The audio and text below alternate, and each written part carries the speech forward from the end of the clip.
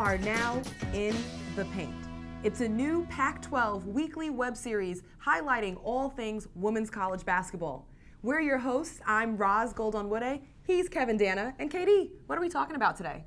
All right, well, we're going to be talking about a lot of stuff. We're going to start with the discussion of the Stockwatch.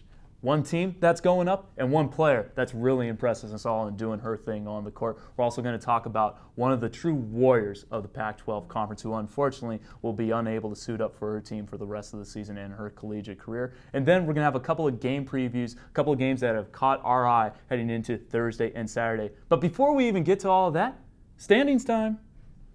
All right, you look at the standings coming into this week, and the top half of it, it's led by Stanford University. They're also ranked nationally number 4. They're led by the Ogwumike sisters. It's the Ogwumike show over there. Number 2 team in the conference, it's USC.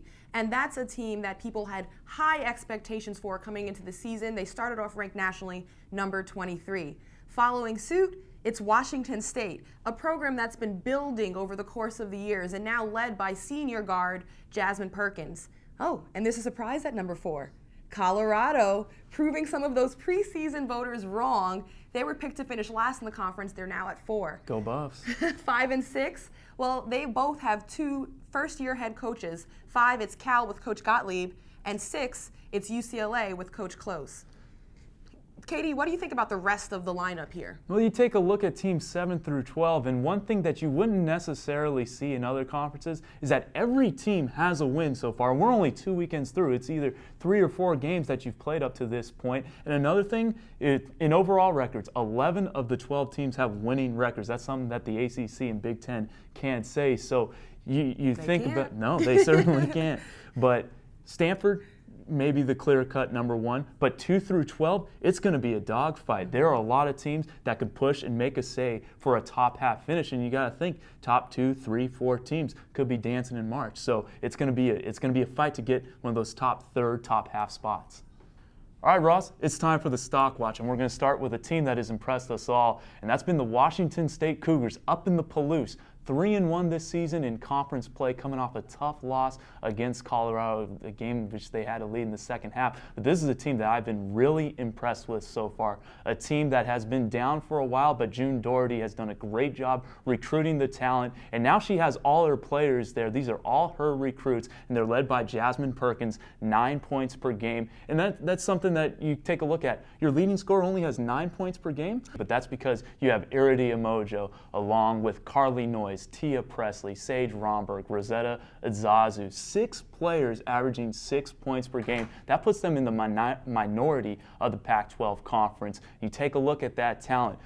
Some experience at the top and some better younger players. 3 nationally ranked recruiting classes in a row. They're 9-7, 3-1, tough schedule. They're a top 50 RPI team right now. And you got to think, if they get to 12-6 in this conference, that would put them at 18-12 overall. You figure they'd be a top 50 RPI team. They're not only going to get their first top half finish in the Pac-12 since 1991, but potentially their first NCAA tournament bid since 1991. It's been a long time coming for Cougar fans, and I think Washington State Cougar basketball has arrived thanks to June Doherty. I think that that's a team that can be very explosive come postseason Pac-12 tournament play, and I'll definitely be on the lookout for them. But right now, I'm looking at one player in particular, and I'm going to coin the term right now, the Patricia Bright effect in the paint. How nice. That's the name of our show. But she is actually changing the game defensively. She's leading the conference for Oregon State, the junior post player, in blocks per game, 3.6 per game. She's got a total of 54. The next highest in the conference? Who's that? I don't even know, but she's got 32.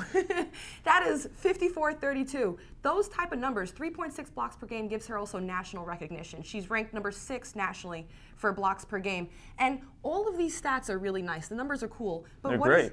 They are. But what does that actually mean? What it means is when she's in the paint, she is discouraging shots around the rim. She's causing players to settle for jump shots outside of the paint. And it also means that if you're on her team and you're a perimeter defender, it means you can get closer on defense to those guards and pressure them, because you know if they get past you, they're going into those swatting arms of Patricia Bright. All right, now we're going to take a moment to pay tribute to one of our Pac-12 warriors, someone whose career has been plagued by injury but still fights on. We just want to say, we see you and we support you. When any player tears their ACL, it's horrible news. It's season-ending news. And when a player that's torn their ACL does it a second time on the same knee, it's really unfortunate. But when you talk about a player who has torn their ACL and had to do 1, 2, 3, 4, 5 ACL reconstructive surgeries, that kind of news is really devastating. But it can also be the type of story that is one of perseverance, of stubborn bravery. It's also of passion, not letting the injuries kill your dream to play the game you love. I'm talking about USC guard Jackie Gemellos, who unfortunately will have to undergo her 5th ACL surgery after tearing the ACL ligament in the December 18th very close game against defending national champs Texas A&M. Coming into her career at USC, Jackie Gemellos was highly regarded as the #1 recruit in high school. Unfortunately, in her senior season, she tears her ACL in the right knee. So she redshirts her freshman year at USC, but then in the 07-08 season, she re-tears that right knee. Then the next year, 08-09, she tears the left ACL. And in 09-10, she then finds out that the graft in the left knee was rejected by her body. So she had to go through a 4th ACL reconstructive surgery. And now she'll have to go through her 5th. Jackie Gemellos did not even play her first collegiate games until her academic senior year. And it was in February 2010 when she started to play, but she didn't disappoint when she came back. Last season, she led her team to a 2011 WNIT Finals appearance, and she made all Pac-10 honorable mention. She then went this summer to join Team USA for the World University Games, where they won gold. And she came into this season on the Naismith Award early season watch list and was a huge contributor for the team. 11 points, 7.3 rebounds, a team high there, and about 3.4 assists per game, so leaving a huge hole in the USC offense. Silver lining in the cloud, Jackie will get her graduate level degree. And I actually had the chance to talk with her at USC at a game in LA, and she told me, I'm going to come back. I will play again, and while I'm young, why not?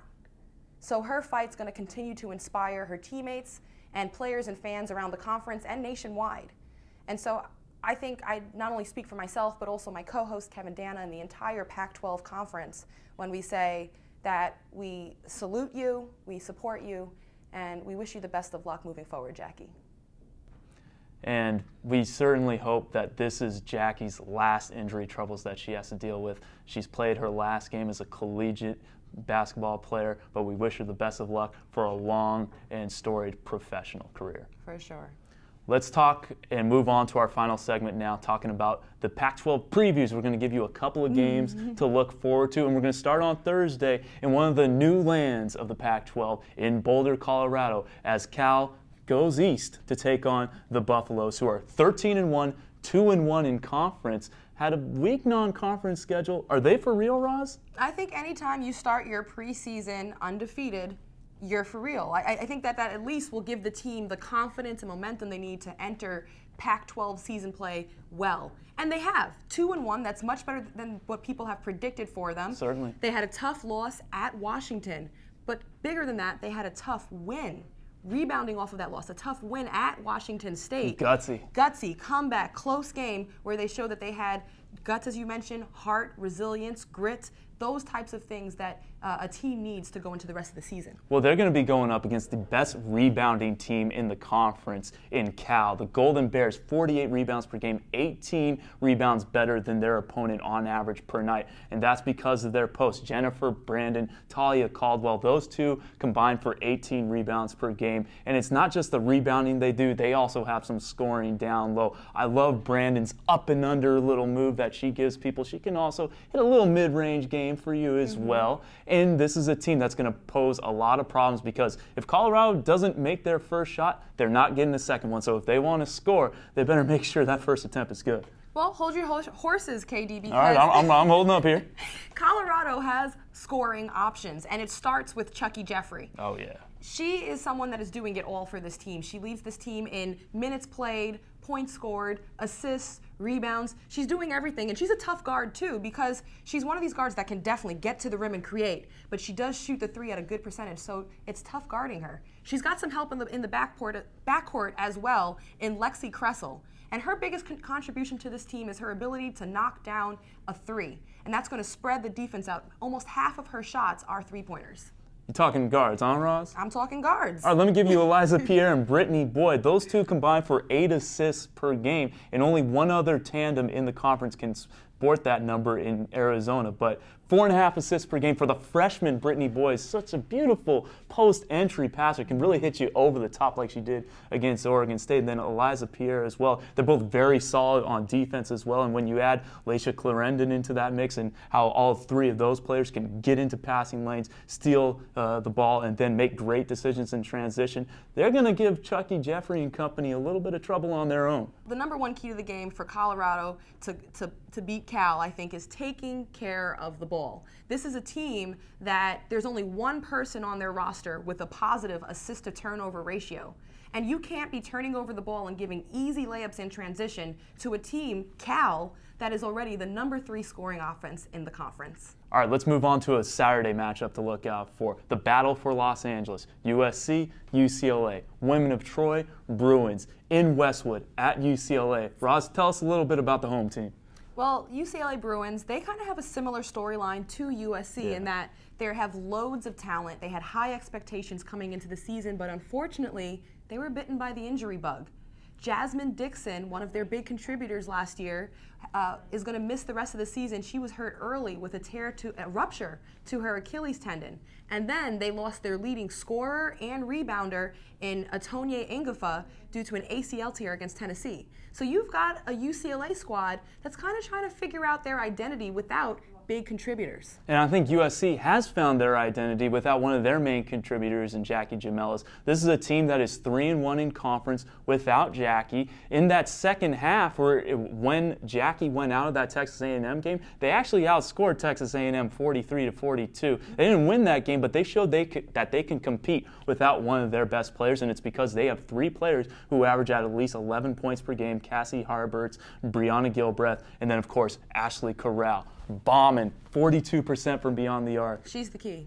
Ashley Corral, heart and soul of that team. She really is, and she can also take you inside, drive to the paint, really knows how to create as well for her teammates. For sure. And then you look at UCLA, they're starting to figure things out themselves as well. They've got Rebecca Gardner, who's now leading the team in scoring. She's a tall, lanky guard. She can't get to the rim. She likes to shoot. But she's more of a finesse player than one that's really trying to be strong with you in there. You want to talk about brute strength, you got to talk about Markel Walker. And she's a big guard, slash forward at 6'1", and she's really trying to muscle her way to the rim. She's much more of a driver. And you want to talk about, a brute defender. Let's talk about Brianna Gilbreth, who really gets after it on defense. The 2010 co-defensive Pac-10 Player of the Year with oh yeah, that'd be you. But this year, she is doing a great job as well, scoring as well, almost 12 points per game for her. She is someone that UCLA has to look out for when they're bringing the ball up and when they're trying to get into their offense. What's the key to the game for UCLA? I think it starts and finishes with Ashley Corral. She is quite special. You have to try and contain her. So first of all, you've got to find her in transition around the three-point line. No open threes for her. No open threes. Don't think about it. Don't even think about it. But then she also is very good at keeping her dribble alive. So you have to try and contain against penetration. So once she gets inside the paint, good things happen for USC. UCLA has to be wary of that. Well, that will wrap up episode 1 of In the Paint. Episode 2 will come out after the 3rd weekend of Pac-12 Women's Hoops concludes. Until then, follow the 2 of us on Twitter. Take a look at these handles. At Rosgo21. That's me. At Kevo408. That's me. Until then, thank you very much for tuning in to In the Paint, and we will see you next week.